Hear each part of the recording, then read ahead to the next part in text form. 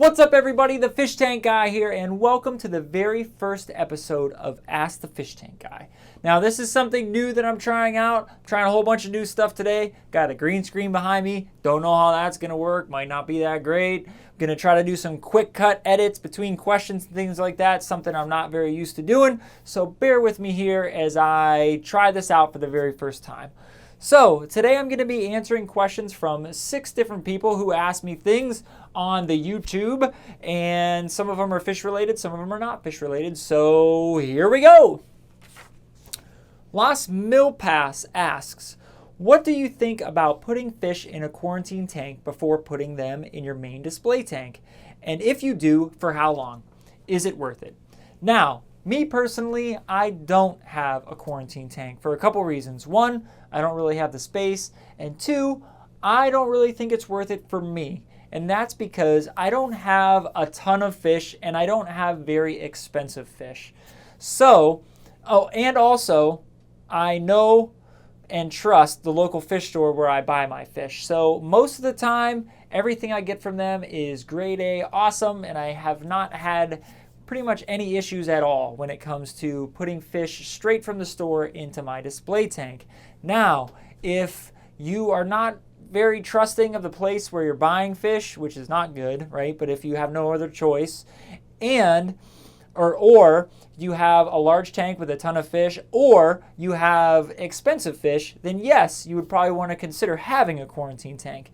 Now, in terms of how long you would put your fish in that tank, I would say maybe 3 to 4 days, just to make sure that they're healthy and they don't show any signs of disease. Hopefully that helps. Logan's Aquatics asks, what's your favorite movie types?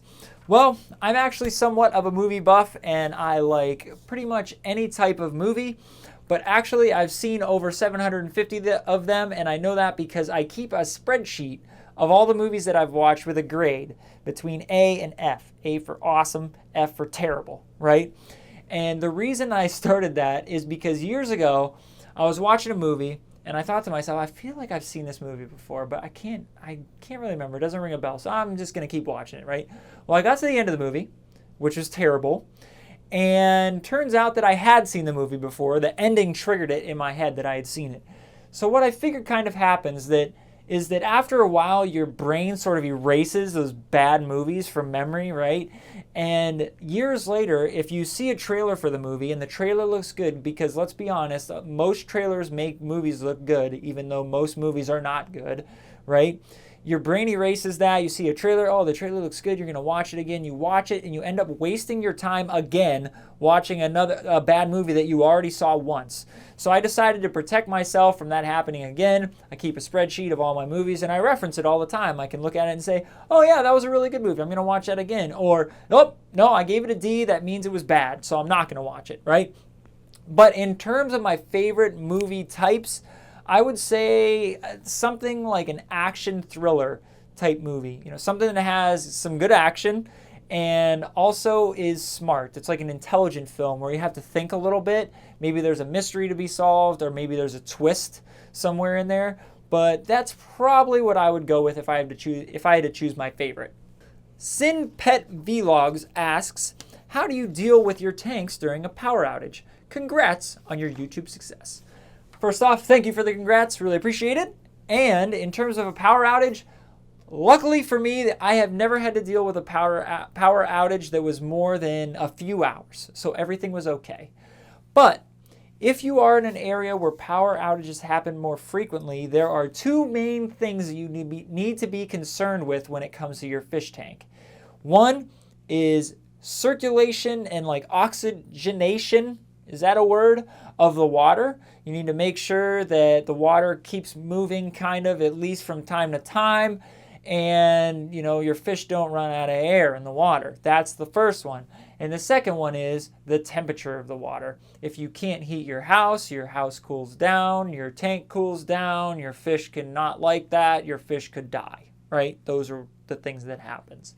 Now, if you have a smaller tank, right, or you don't have expensive fish, you have a small number of fish, you could always just, every now and then kind of stir up the water And if the power's been out for a very long amount of time, you can mix up a fresh batch of salt water and swap some of the water out. Of course, trying to warm the water up a little bit so it's close to the temperature that it should be in your tank to keep the water warm. That's tough to do. But if you really want to protect your tank to the best of your ability, you should get a generator. Now, you don't have to get this huge generator that takes up all this space and all this stuff. All you need to run is your heater and your filter. You need to circulate your water, and you need to keep your water at the right temperature. That's about it when it comes to a power outage. Psychedelic Babe asks, yay, look who's back. Hi. I have a few questions for you, really. First question is, I have a 16-gallon nano saltwater. What fish would you recommend? I know the obvious, but what are the best? Is transforming a 65-gallon freshwater tank into a reef with an external filter okay? Or would I be better having a sump? If I don't have a sump, how do you fit a skimmer? Okay, I'll leave it there. I have too many things I could ask you, LMAO. All right. This is a multi-part question, right? Well, you have a 16-gallon nano saltwater tank. For that tank, you're a little limited on what you can do in terms of fish. You can only go with smaller fish. And at the most, I would go with 3 in that tank. Now you're asking me, I'm obviously going to go with the fish that I like the most. Again, it's just my opinion. I would do like an Ocellaris clown, a yellow watchman goby, and then just another smaller fish that you like a damsel. There's a ton of different damsels. You could do a cardinal fish, you could do a firefish. Anything that you would like to see in your tank is what you should go with, right? So your question of what are the best fish is really tough because some people like these fish over here and other people like these fish over here, so it's really up to you.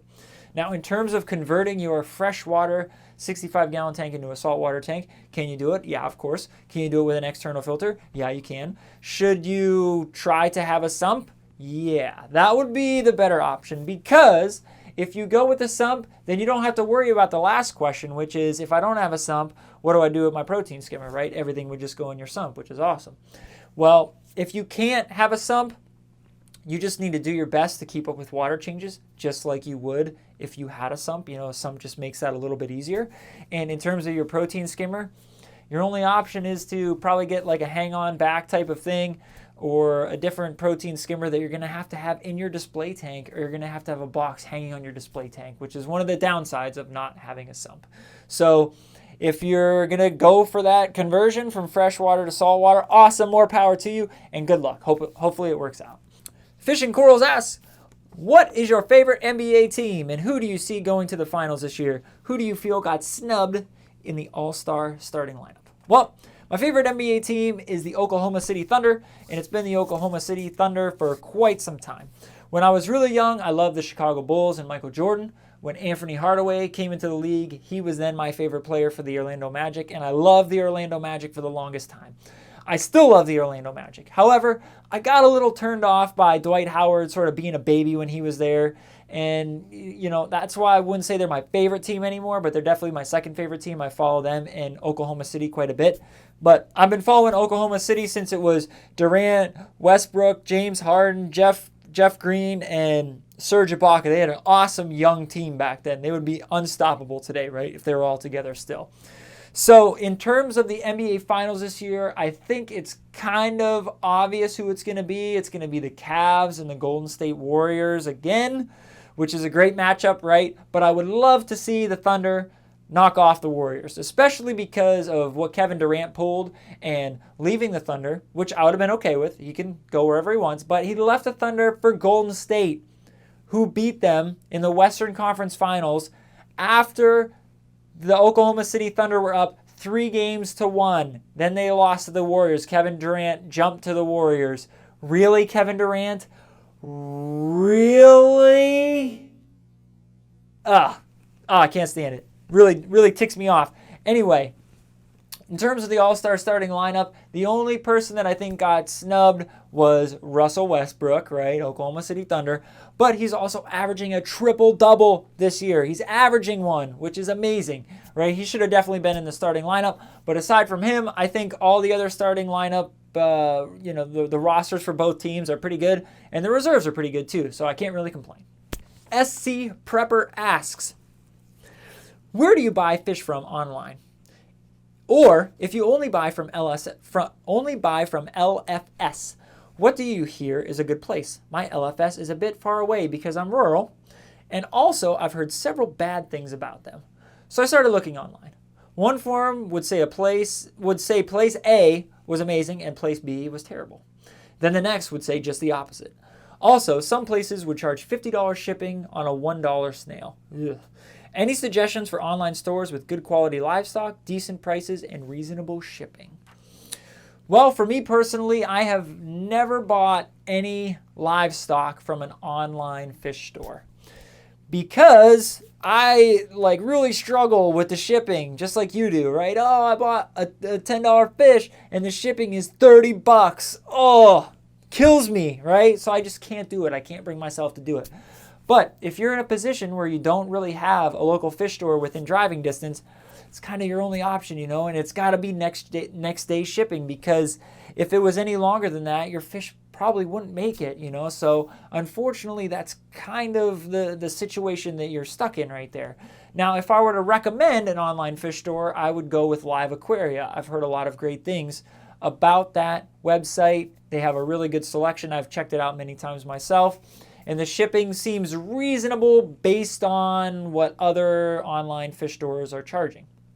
Now, in terms of a local fish store, I am lucky enough to have a great one nearby. It's called Great Erie Reef. I will link to their website in the description below, because if you live anywhere near Erie, Pennsylvania, you should go check them out. They have an amazing selection. They have amazing prices. They have great owners who are very nice and are very helpful, and it's just an awesome place to go.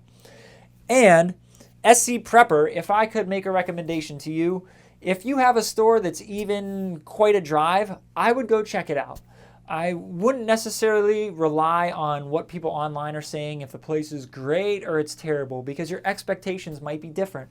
You might go and think their selection is good and they have a lot of great fish and a lot of good coral, and somebody might go who's been in the hobby for years, who has a really high bar set in terms of expectations, and go, oh, well, they only have so many coral and they only have these type of fish, and I want this super rare fish and they don't have it, so they're bad, right? You need to make that call for yourself. So I would take the effort, or I would make the effort, I should say, and I would go to those local fish stores and make the decision for yourself. The other awesome thing about going to a local fish store is you can see what you're buying before you buy it. You might get something from an online store and it comes and you're like, this is not, yeah, it's the right fish, but it's kind of a scrawny fish, or it's not, I would like it to be a little different. You don't really have any insight into what you're buying.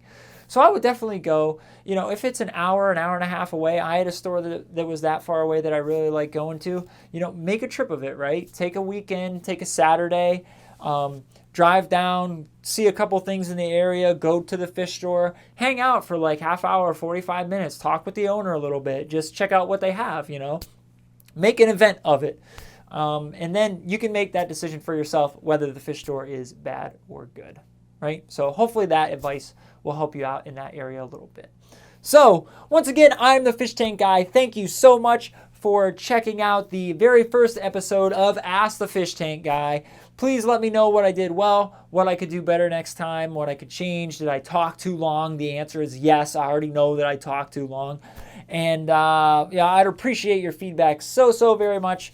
So with that being said, I think I'm done. I should be done, yes. Until a future Fish Tank Guy video, I will see you guys soon.